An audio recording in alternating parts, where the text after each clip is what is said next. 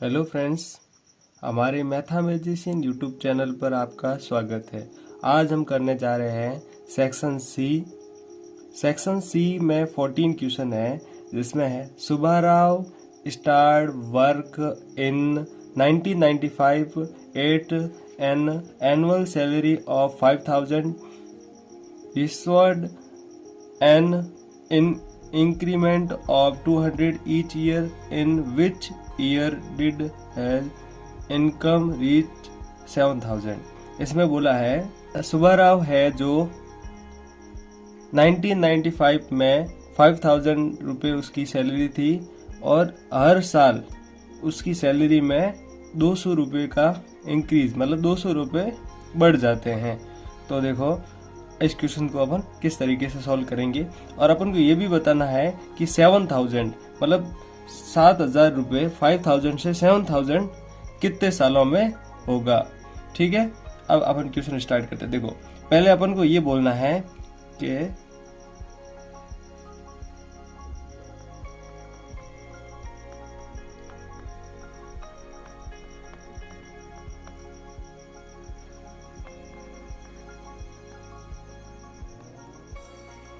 Increment of each year, एक साल में कितने रुपए, 200 रुपये बढ़ते हैं। फिर बताऊं इनकम इन, जब 1945 के अंदर उसकी इनकम क्या थी, 5000 रुपये।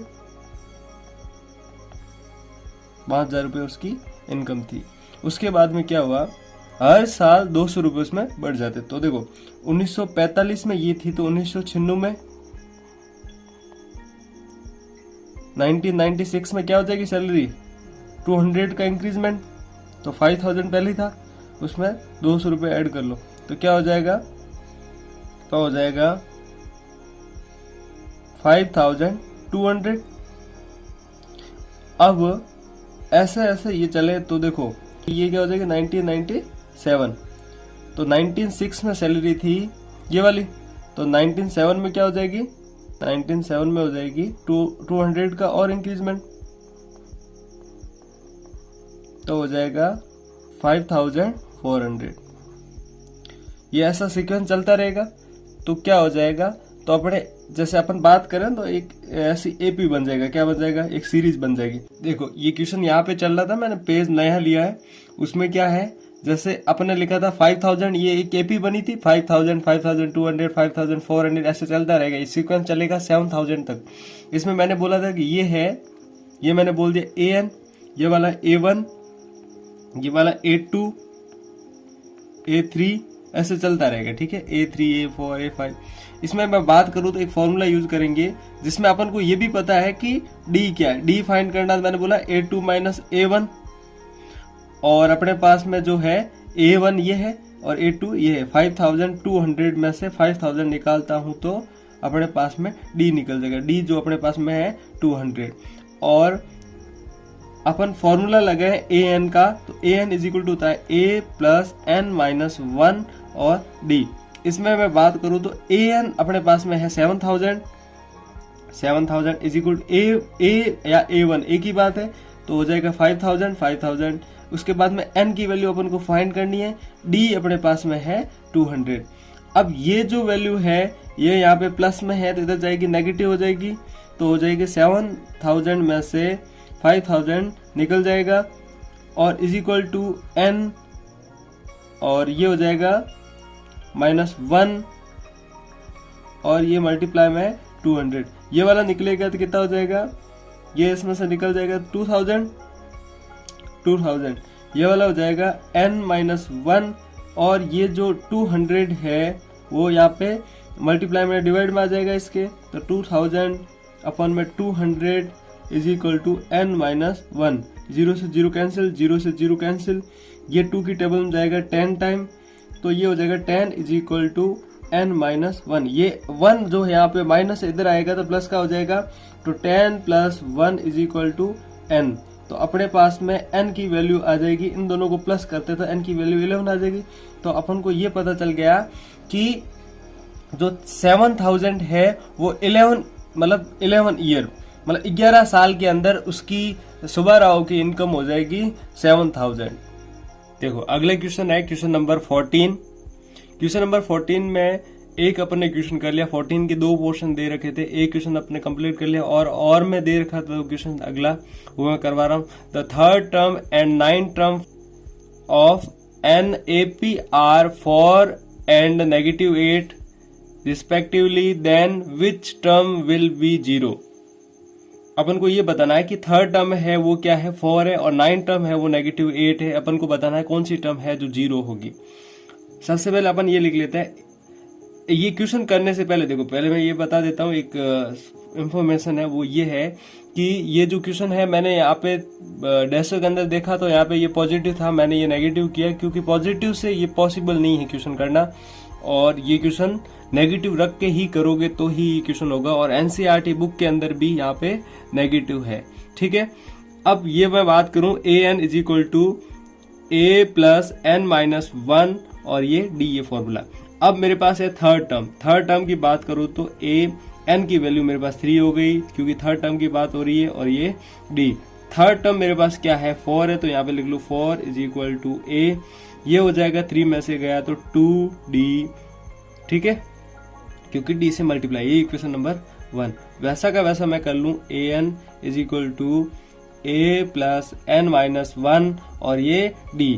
अब मेरे पास में यहाँ पे है कौन सी टर्म की बात कर रहा हूँ 9 term is equal to a, ये 9 माइनस 1 और ये d। तो 9 टर्म मेरे पास कितनी है -8 इज इक्वल टू a, इसमें से ये हो जाएगा तो 8d, ठीक है, ये इक्वेशन नंबर 2। अब देखो एक अपन ने क्वाड्रेटिक इक्वेशन चैप्टर में पढ़ा है सब्स्टिट्यूशन मेथड, एक एलिमिनेशन मेथड। अब सब्स्टिट्यूशन एलिमिनेशन दोस्तों में से कौन से भी मेथड से मैं क्वेश्चन करूँ कोई फर्क नहीं पड़ता, ठीक है, मैं इसको एलिमिनेशन मेथड से करूंगा। अब ये वाला है जैसे बात करूं मैं इक्वेशन नंबर 1 एंड इक्वेशन 2। अब इक्वेशन 1 और 2 की बात करूं तो 4a is equal to a plus 2d और ये है -8 is equal to a plus 8d। अब यहाँ पे मैं बात करूँ तो सब्स्टिट्यूशन मेथड और एलिमिनेशन। अब मैं एलिमिनेशन मेथड की बात कर रहा हूँ, जो नेगेटिव है वो पॉजिटिव हो जाएगा, जो पॉजिटिव वो नेगेटिव हो जाएगा, ठीक है। इसमें क्या हो जाएगा, ये दोनों पॉजिटिव तो ये तक कितना हो जाएगा, ये दोनों पॉजिटिव होगा तो ये हो जाएगा 12 और ये हो जाएगा नेगेटिव पॉजिटिव कैंसिल, और ये नेगेटिव है इसमें से 2 निकल जाएगा तो नेगेटिव का 6d, और जो 6 है ये नेगेटिव है मल्टीप्लाई में तो डिवाइड में चला जाएगा 12 अपॉन नेगेटिव का 6 इज इक्वल टू d। ये 6 2 की टेबल में, ये 6 इसकी टेबल में जाए 2 टाइम और ये नेगेटिव है, इस वजह से d की वैल्यू आएगी d is equal to negative का 2। उसके बाद में मैं बात करूं अगले क्वेश्चन की, जैसे ये वाला अपने d निकाले, इसमें अपन अगला स्टेप की बात करें तो अपन को क्या करना है, a की वैल्यू निकालनी है। अब मैं मेरी मर्जी से इक्वेशन ले लेता हूं, इक्वेशन नंबर 1। इक्वेशन नंबर 1 है is equal to 4 is equal to a plus 2d। अब 4a मेरे पास में जो है वो कितना है फाइंड करना है, d मेरे पास अभी मैंने फाइंड किया है वो क्या है नेगेटिव का 2, ये दोनों मल्टीप्लाई होगा तो नेगेटिव का 4 हो जाएगा, तो 4 is equal to a negative का 4, ये 4 इधर आएगा तो क्या हो जाएगा पॉजिटिव हो जाएगा, तो 4 plus 4 is equal to a, 8 is equal to a। अगले क्वेश्चन है question number 15। If 1 and 2 4y x 6 and 3 5 are the vertex of parallelogram taken in order, find the x and y। अपन को क्या करना है, एक पैरेललोग्राम है जिनकी अपन के वर्टेक्स अपन को गिवन है, तो मैं पैरेललोग्राम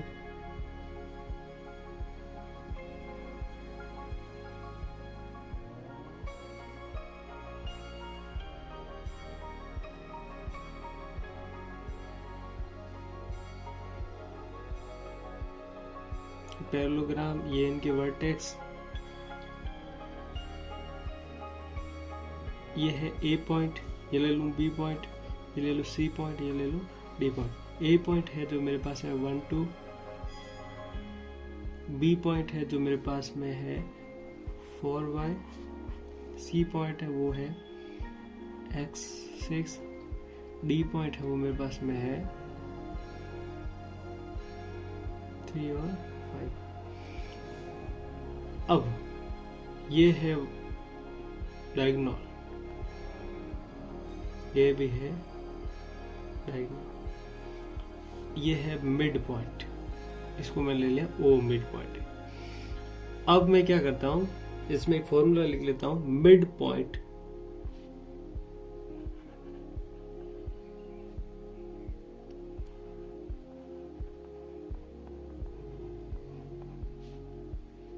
निकालने का फॉर्मूला है, एक तो है x1 x2 अपॉन 2, एक है y1 y2 अपॉन 2। इसमें मैं बात करूं जो AC है और जो BD है, इन दोनों ये एक दूसरे के क्या है, इक्वल है। जैसे सपोज मैं लिख लूं x1, जैसे मैं इसको ले लूं x1 y1, फिर ये ले लूं x2 y2। अब इसमें मैं बात करूं, मेरे पास में x1 क्या है, x1 मेरे पास में है 1 प्लस x2 मेरे पास में है x अपॉन 2। ऐसा का वैसा इसके सामने भी मैं वापस इसी का x1 ले लूं, इसका x1 क्या है, x1 y1 x2 y2। अब मेरे पास में x1 क्या है यहाँ पे 4, x2 क्या है 3 अपॉन में 2। वैसा का ये वाला मैंने x की वैल्यू ली, ये वाले दोनों के दोनों क्या है, इक्वल में है, ये वाले क्या है x1 plus x2 upon 2 is equal to x1 plus x2 upon 2। वैसा का वैसा मैं ले लूं y1 plus y2 upon 2 is equal to y1 plus y2 upon 2। अब इसकी बात करूं तो क्रॉस मल्टीप्लाई, इसका हो जाएगा इससे क्रॉस मल्टीप्लाई, इसका हो जाएगा इससे क्रॉस मल्टीप्लाई, तो हो जाएगा 2 1 प्लस x, ये हो जाएगा 2 इंटू ये हो जाएगा 7, इन दोनों को प्लस करेंगे 7 हो जाएगा। ये जो 2 यहाँ पे मल्टीप्लाई में है डिवाइड में जाएगा तो 1 plus x is equal to 2 multiply 7 upon 2, 2 से 2 कैंसिल, ये हो जाएगा 1 plus x is equal to 7। जो ये 1 है यहाँ पे प्लस क्या उधर जाएगा नेगेटिव हो जाएगा, तो 7 माइनस 1, तो x की वैल्यू मेरे पास हो जाएगी 6। वैसा का वैसा ये क्वेश्चन करूं तो इसमें मेरे पास में बात करूं मैं y1 की वैल्यू मेरे पास में क्या है 2 प्लस y, ये y1 हो गया, y2 मेरे पास में क्या है 6 अपॉन में 2 इज इक्वल टू, इसमें देखो तो y1 क्या है y प्लस y2 क्या है, y2 लास्ट वाला पॉइंट क्या है d, y2 है 5 अपॉन 2। क्रॉस मल्टीप्लाई करते तो इसका इससे मल्टीप्लाई तो हो जाएगा 2 इधर हो जाएगा 2y plus 5।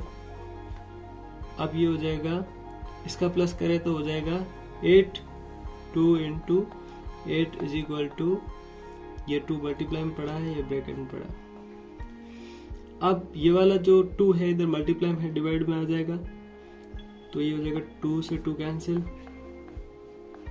Is equal to y plus 5 8।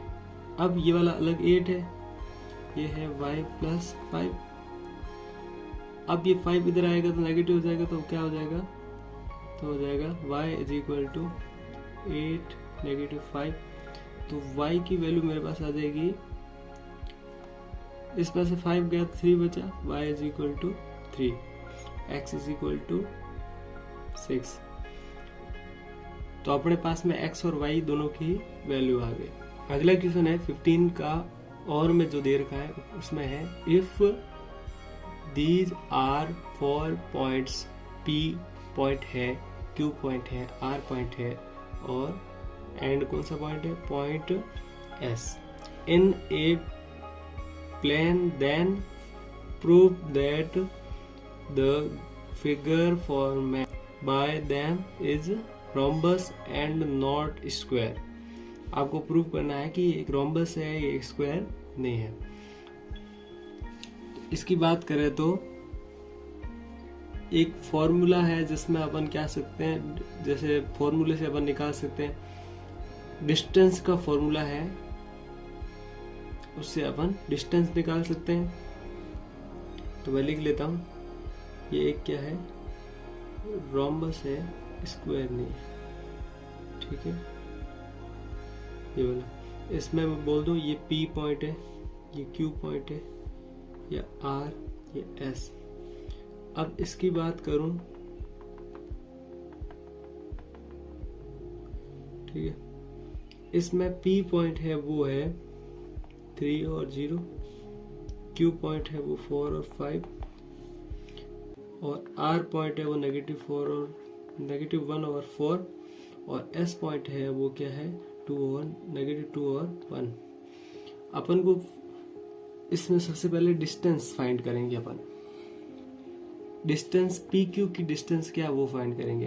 देखो इस स्क्वायर की इक्वालिटी होती है, स्क्वायर में सारी साइड इक्वल होती है, रोम्बस में भी सारी साइड इक्वल हो सकती है, लेकिन रोम्बस के अंदर डायगोनल होते हैं, जो डायगोनल होते हैं वो कभी भी रोम्बस में इक्वल नहीं होते, लेकिन स्क्वायर में डायगोनल भी इक्वल होते हैं। अभी पता चल जाएगा। जैसे मैं बात करूं PQ क्या हो सकता है।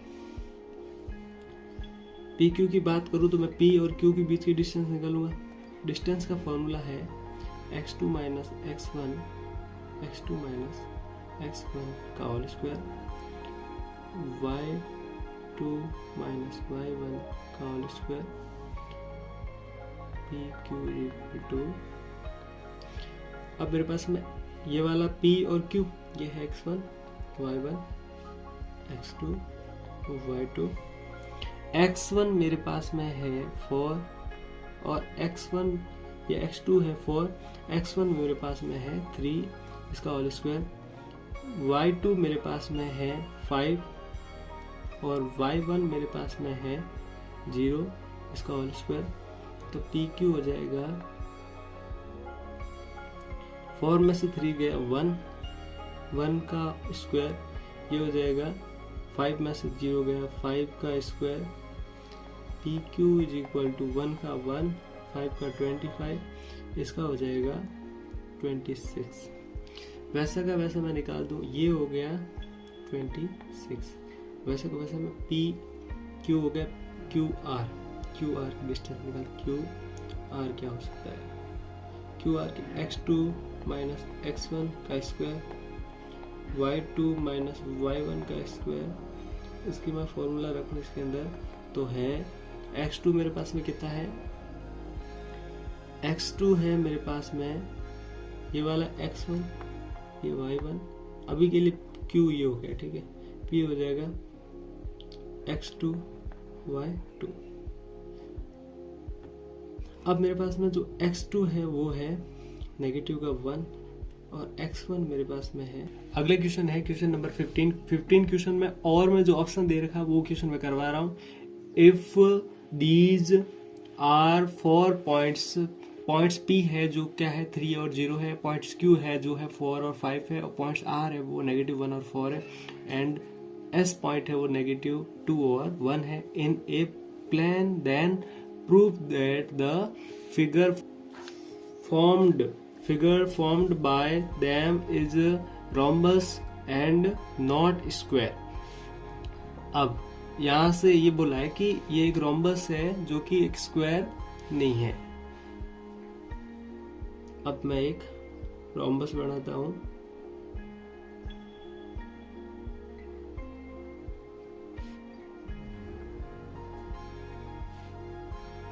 जो कि स्क्वायर नहीं है। ये है P Q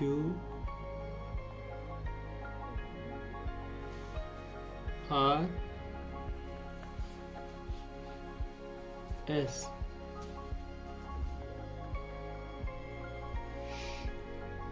अब बात करूं मैं डिस्टेंस वाले फॉर्मूले, जैसे डिस्टेंस वाले ये वाला देखो तो इनके बीच के डिस्टेंस निकाल लेता हूँ कि भी ये स्क्वायर है कि नहीं। ये प्रूव करने के लिए पहले मैं क्या करूँ, पी क्यू क्या है।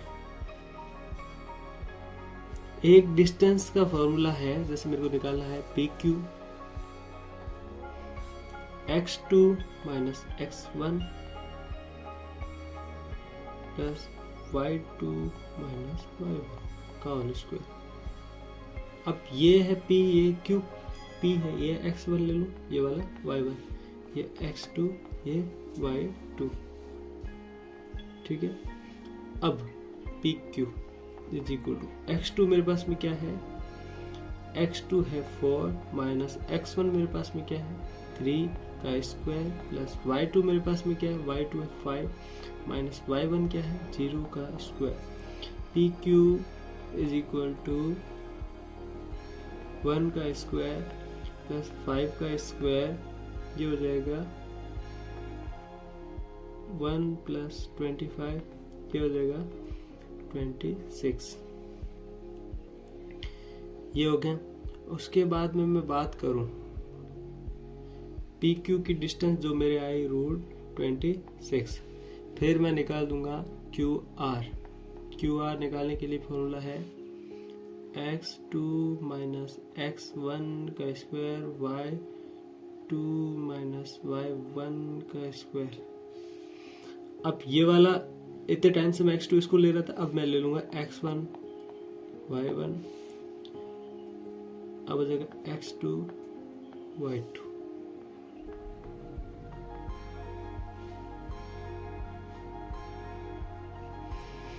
x2 मेरे पास में है 4 माइनस x1 मेरे पास में है -1। देखो पहले ये नेगेटिव है और एक और नेगेटिव आएगा, नेगेटिव नेगेटिव +1, इसका स्क्वायर प्लस y2 मेरे पास में है 4 नेगेटिव y1 मेरे पास में, जैसे y2 हो गया, y1 मेरे पास में है 5 इसका square. Q R is equal to ये हो जाएगा 25, कैसे, ये 5 का स्क्वायर, ये हो जाएगा, इसमें से निकल जाएगा -1 का square. Q R is equal to 5 का हो जाएगा 25, 1 का 1, ये दोनों प्लस करेंगे तो क्या आ जाएगा 26। तो ये वैल्यू भी मेरे पास आ गई 26। अभी मैंने जो पेज इरेज किया था उसमें क्या था, पी क्यू जो मैंने अभी फाइंड किया √26, क्यू आर है जो है √26 और एस आर है वो अपन को फाइंड करना है।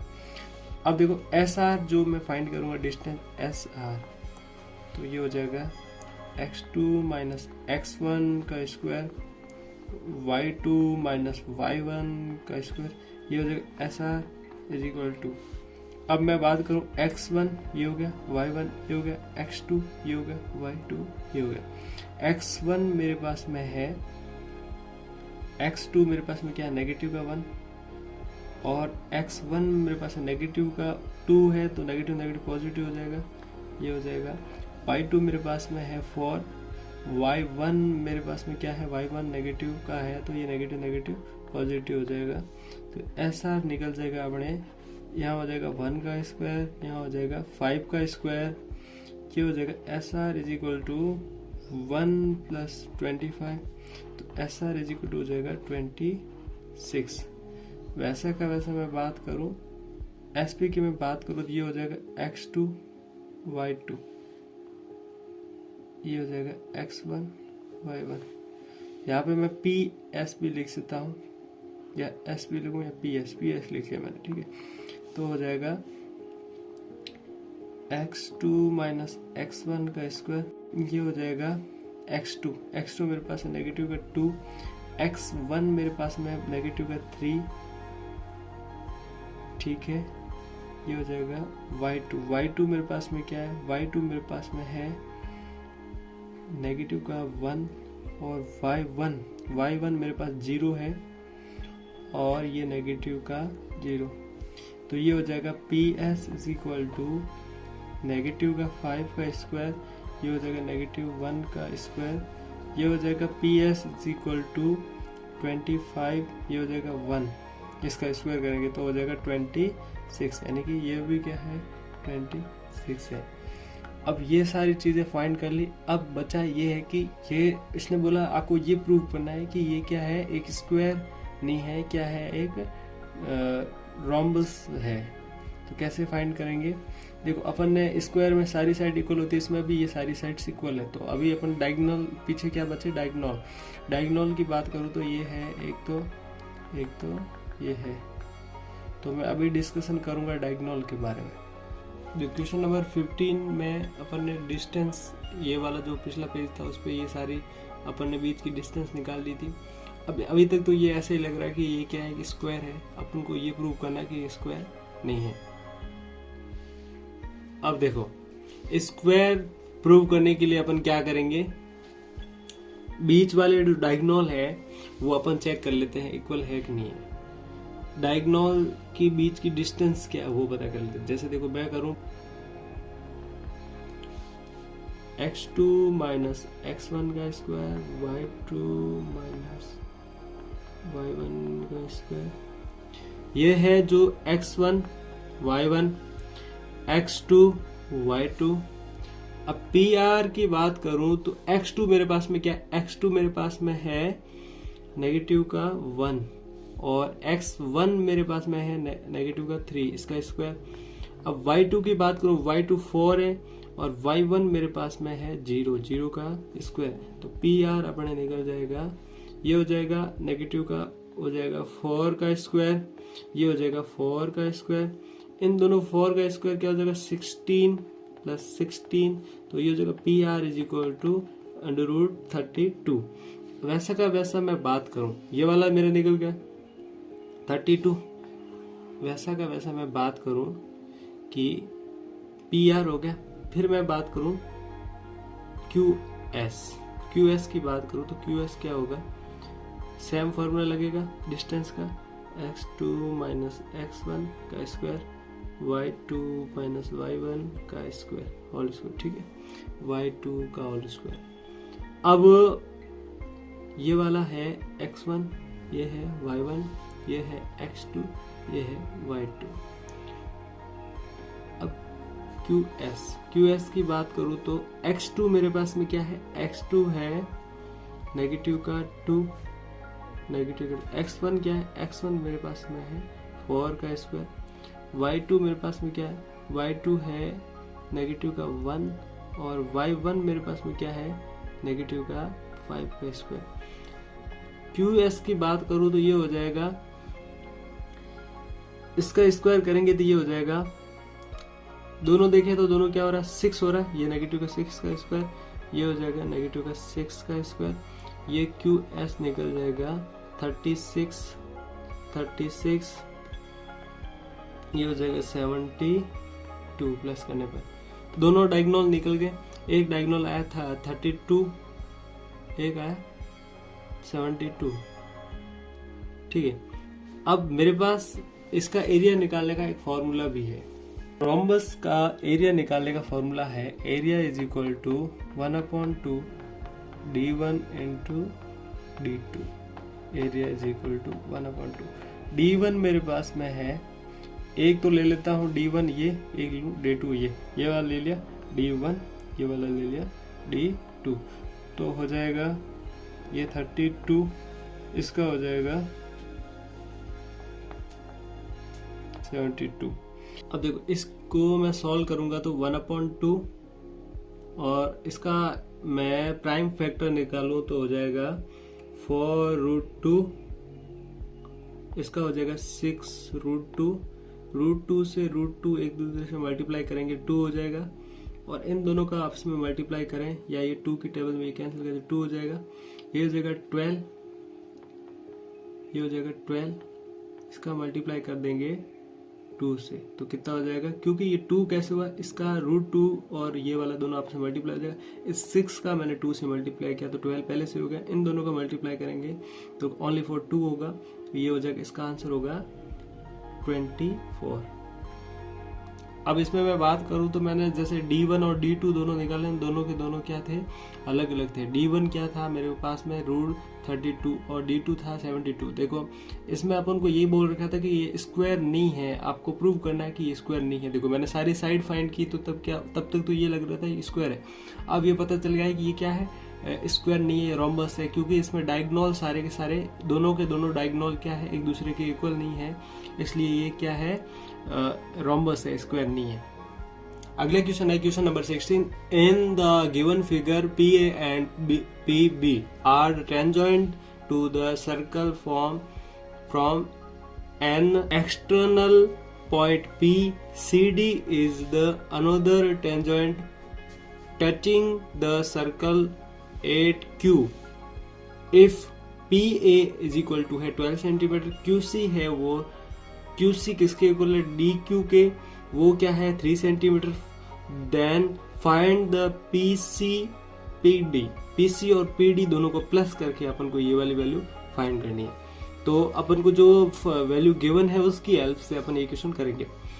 पहली बात तो मैं बता दूं कि जो सॉल्यूशन यहाँ से स्टार्ट कर रहा हूँ, इसमें बता दूं AC है वो किसके इक्वल है, मैं बता दूं ये वाली जो साइड है ये और ये एक दूसरे के इक्वल है, तो मैं लिख लूँ CQ। ठीक है। सेकंड पॉइंट में ये बता दूं कि BD है वो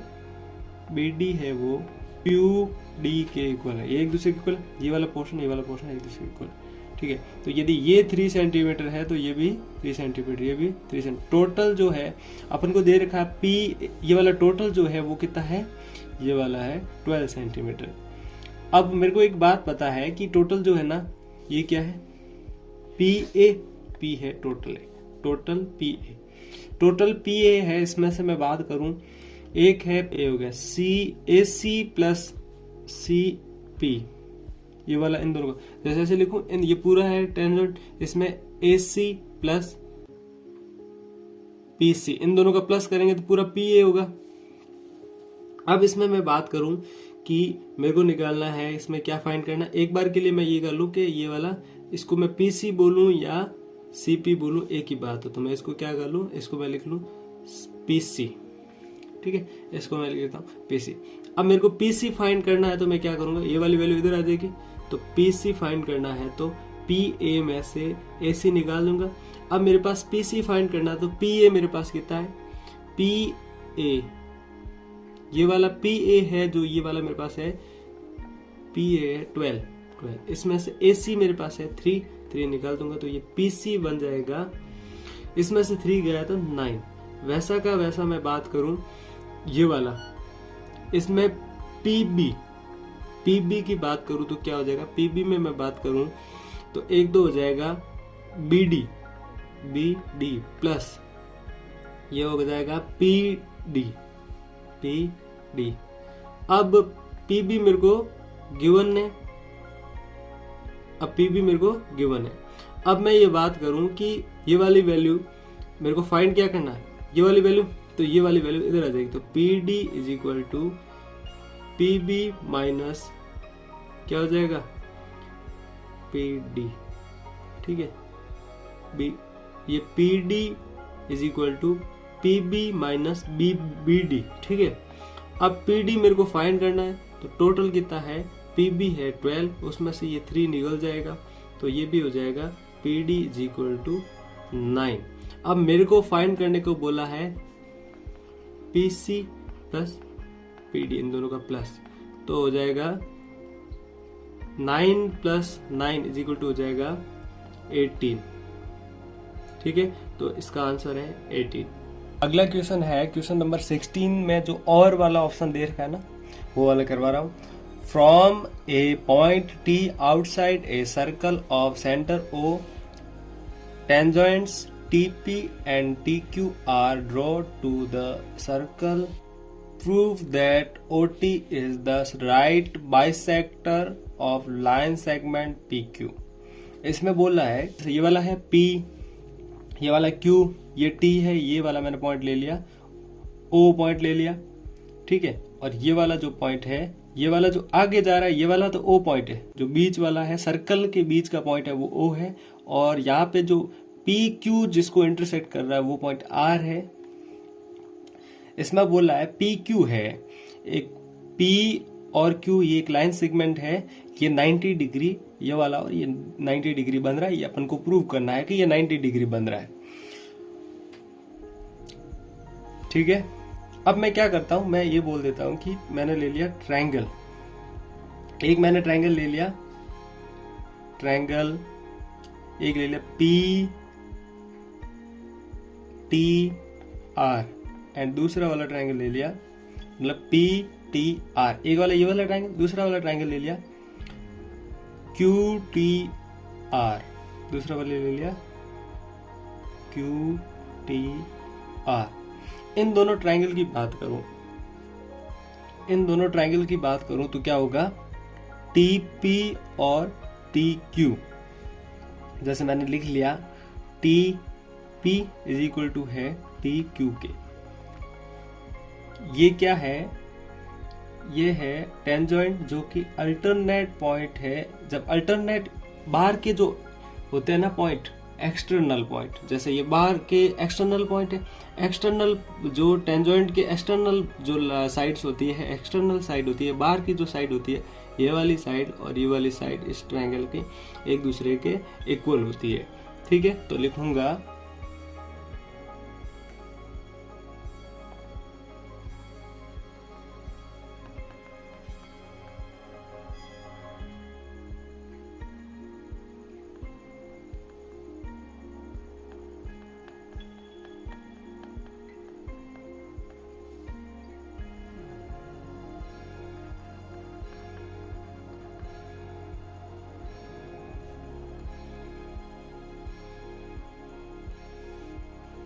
ठीक है, ये इक्वल क्यों है, जब एक्सटर्नल पॉइंट्स या एक्सटर्नल साइड्स इक्वल होती है तो एक्सटर्नल एंगल भी इक्वल होते हैं। एक्सटर्नल एंगल जैसे एक ये वाला एंगल, एक ये वाला एंगल, ये भी इक्वल होंगे। तो लिख लूं एंगल पी टी और आर इक्वल है एंगल क्यू टी और आर,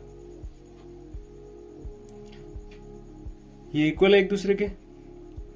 क्यों है इक्वल, क्योंकि मैंने बोला जब बाहर की साइड इक्वल होगी तो बाहर के एंगल भी एक दूसरे के इक्वल होंगे। ठीक है, जब ये साइड्स इक्वल है तो एंगल भी इक्वल होंगे।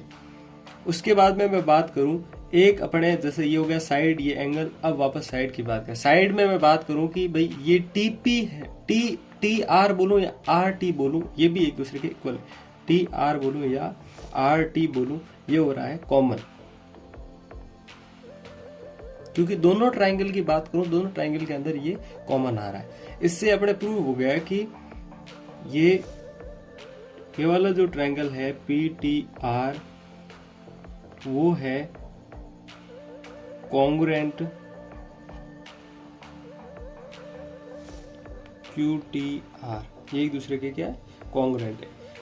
ये वाला ट्रायंगल और ये वाला ट्रायंगल एक दूसरे के प्रूव हो गए कॉन्ग्रुएंट। कैसे प्रूव हुए, रीजन क्या है, बाय एस, पहले साइड, एस साइड, फिर एंगल, फिर वापस side, side angle sine congruent rule.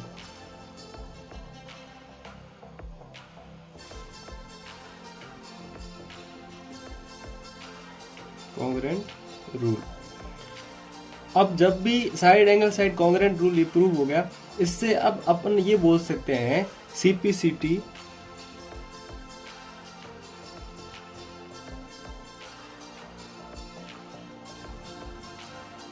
ये बोल सकता हूं पी आर और क्यू आर, ये वाला है, ये वाली साइड भी इक्वल है, रीजन लिखूंगा सी पी सी टी।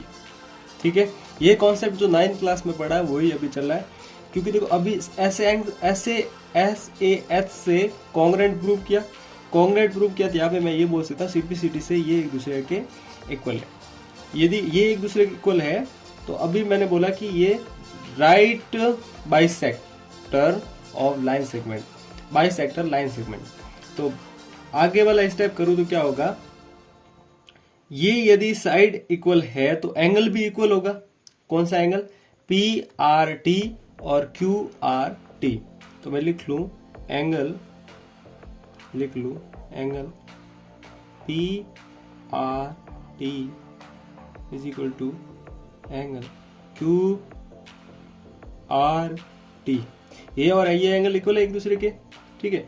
अब मैं बात करूं, ये वाली के राइट बाइसेक्ट कर रही है लाइन सेगमेंट, ठीक है। ये वाली लाइन बाइसेक्ट कर रही है, तो अभी मैं देख लेता हूं कि पी क्यू है, ये लाइन सेगमेंट है, ये पी क्यू लाइन सेगमेंट है, ये बाइसेक्ट कर रही है 90 डिग्री। 90 डिग्री के एंगल बन रहे हैं कि नहीं बन रहे, फिर पता करें। तो इनका सम क्या होना चाहिए, इनका सम होना चाहिए 180 डिग्री। तो मैं लिख लूं कि एंगल ये और ये, इन दोनों का सम 180 डिग्री। तो angle P R T plus angle Q R T is equal to 180 degree. अब मुझे पता है कि ये एक दूसरे के इक्वल है, तो यहाँ पे पी आर टी की जगह लिख सकता हूँ, पी आर टी की जगह क्यू आर टी लिख सकता हूँ, या क्यू आर टी की जगह पी आर टी लिख सकता हूँ। तो मैंने क्या किया, इसकी जगह लिख लिया क्यू आर टी इसकी जगह, क्योंकि एक दूसरे के इक्वल है। यहाँ पे भी Q R T is equal to 180 degree. अब क्या करूंगा, अगला वाला स्टेप ये है, इन दोनों को प्लस करूंगा तो 2 हो जाएगा, दोनों एक जैसे। 2 Q R T is equal to 180 degree. 2 divide में जाएगा तो डिवाइड हो जाएगा, तो हो जाएगा Q R T is equal to 90 degree. अब मैंने एक 90 डिग्री निकाला, ये एक दूसरे के इक्वल है, दूसरा भी 90 होगा, तो ये अपने प्रूव कर लिया HP, ये प्रूव कर लिया कि ये दोनों 90 डिग्री है, ठीक है। देखो क्वेश्चन नंबर 17 है, जिसमें अपन को मीन फाइंड करना है। मीन फाइंड करने के अलग अलग मेथड होते हैं, एक होता है डायरेक्ट मेथड, एक होता है शॉर्टकट मेथड, एक थर्ड मेथड होता है वो स्टेप डिवीजन मेथड। 3 टाइप के मेथड होते हैं। इसमें डायरेक्ट मेथड को अपन क्या बोल सकते हैं, अर्थमेट्रिक मीन निकालना है, या इसको बोल सकते हैं डायरेक्ट मेथड।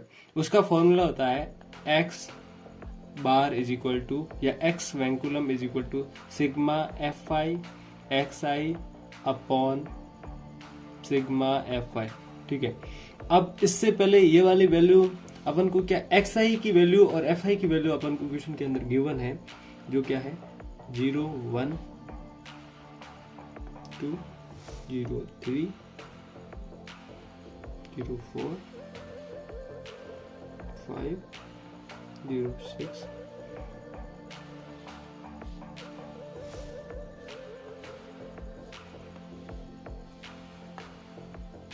0 6, ठीक है। 30 60 20 40 10 50।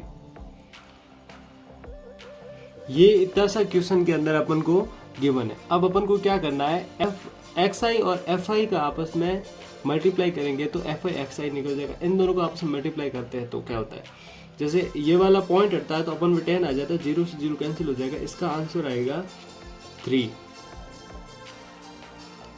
इसका आंसर 3 मल्टीप्लाई। इन दोनों को आपस में मल्टीप्लाई करते हैं तो 10 आ जाएगा अपॉन में, और ये 0 से 0 कैंसिल हो जाएगा, इसका मल्टीप्लाई हो जाएगा 12।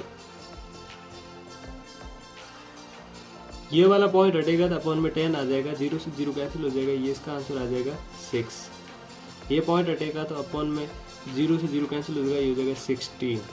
ये भी सेम पॉइंट हट जाएगा, ठीक है, 0 से 0 कैंसिल, और ये 5।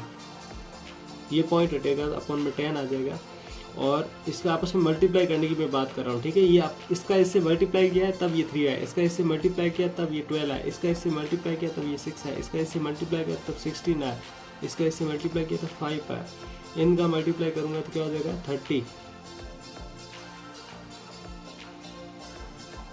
अब मेरे को क्या करना है, fi फाइंड करना है। fi फाइंड करूंगा, इन सब का प्लस, इन सब का प्लस करता हूं तो मेरा आ जाएगा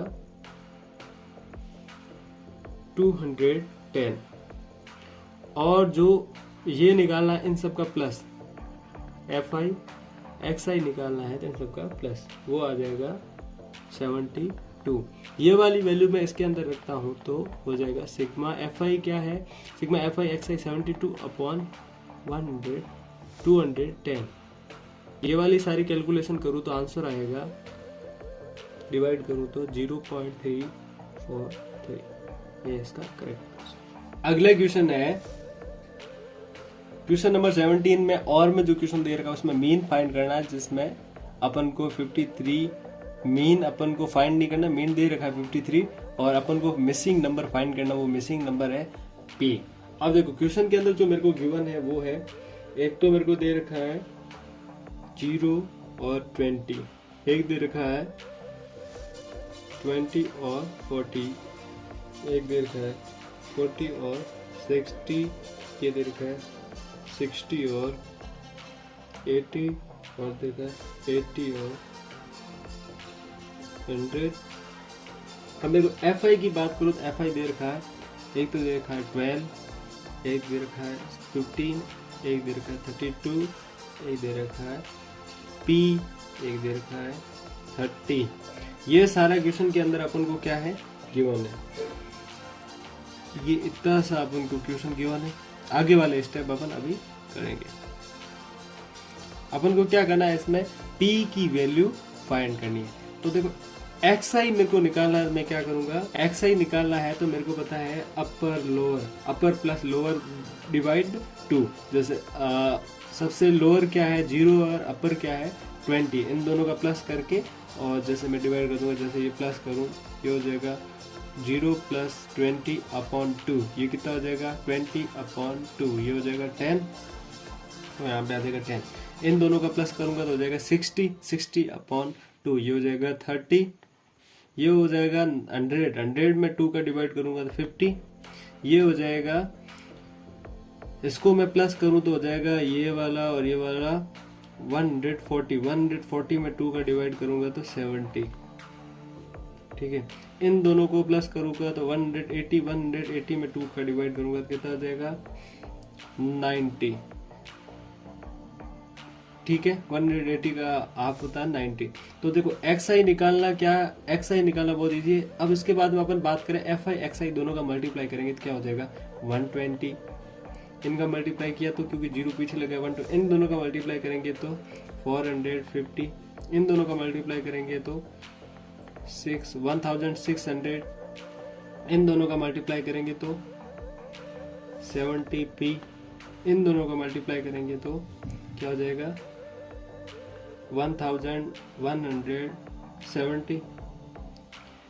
अब देखो, अब मेरे को निकालना सपोज FI, सिग्मा FI निकालना, सिग्मा FI निकालना, इन सब का प्लस करूंगा तो हो जाएगा 72 प्लस P।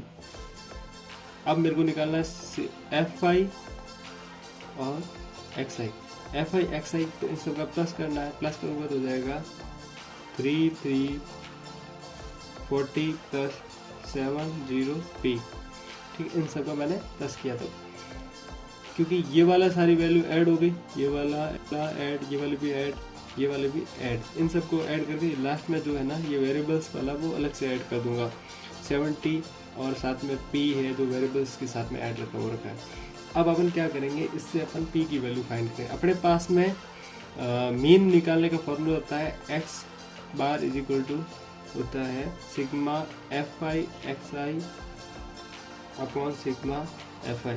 अपने पास में जो ये वाला क्या है 53 गिवन है, वो क्या है x बार की वैल्यू वो है 53। और बात करूँ सिग्मा FI XI की, तो सिग्मा FI XI है 3340 प्लस 70p अपॉन में सिग्मा FI की वैल्यू है 72 प्लस p। ये सारी कैलकुलेशन करेंगे तो आंसर आ जाएगा। तो अपन क्या करते हैं, ये सारी कैलकुलेशन करते हैं, तो ये यहाँ पे डिवाइड में उधर इसके मल्टीप्लाई में चला जाएगा। अब देखो यहाँ तक आपको समझ में आ गया होगा। ये वाला पोर्शन में सिर्फ ये जो मैं अंडरलाइन कर रहा हूँ ये पोर्शन लिखूंगा, बाकी वाला सारा पूरा क्वेश्चन रिवाइज कर दूंगा। और मैं बता दूं ये क्वेश्चन जो है जो CBSE बोर्ड 2019 के अंदर पहले आ चुका है, इसलिए क्वेश्चन बहुत ज़्यादा इंपॉर्टेंट बन रहा है, इसलिए इसको थोड़ा ध्यान से देखना। अब मैं बात करूं, ये वाला मैंने लिख लिया स्टेप, इसके बाद में ये इसका इससे मल्टीप्लाई 53 मल्टीप्लाई 72 प्लस p, ये वाला ब्रैकेट डाल दूं, ये वाला वैसा का वैसा, और ये 70 और ये p 70। अब बात करूं मैं इनका, इसका इससे मल्टीप्लाई करूंगा तो क्या हो जाएगा, ये हो जाएगा 30 मतलब 3816 प्लस ये हो जाएगा 53p is equal to 3340 plus 70p। अब ये वाली वैल्यू मैं इधर लेके आ जाऊंगा, ये वाली p वाली वैल्यू और ये वाली वैल्यू एक जैसी, तो ये इधर आ जाएगा। तो ये 3816 में से सब्ट्रैक्ट कर दूंगा 33, इसमें से ये 70 में से ये चला जाएगा 53p। अब ये इसमें से सब्ट्रैक्ट करेंगे तो क्या हो जाएगा, इन दोनों को सब्ट्रैक्ट करेंगे 476 इज इक्वल टू, इन दोनों को सब्ट्रैक्ट करेंगे तो क्या हो जाएगा 17p। 17 इधर मल्टीप्लाई में है, डिवाइड में जाएगा 470/17 इज इक्वल टू p। ये वाला और ये वाला डिवाइड हो जाएगा और ये हो जाएगा p की वैल्यू हो जाएगी 28, क्योंकि 17 की टेबल में ये आराम से डिवाइड हो रहा है 28 टाइम, तो p की वैल्यू क्या हो गई 28।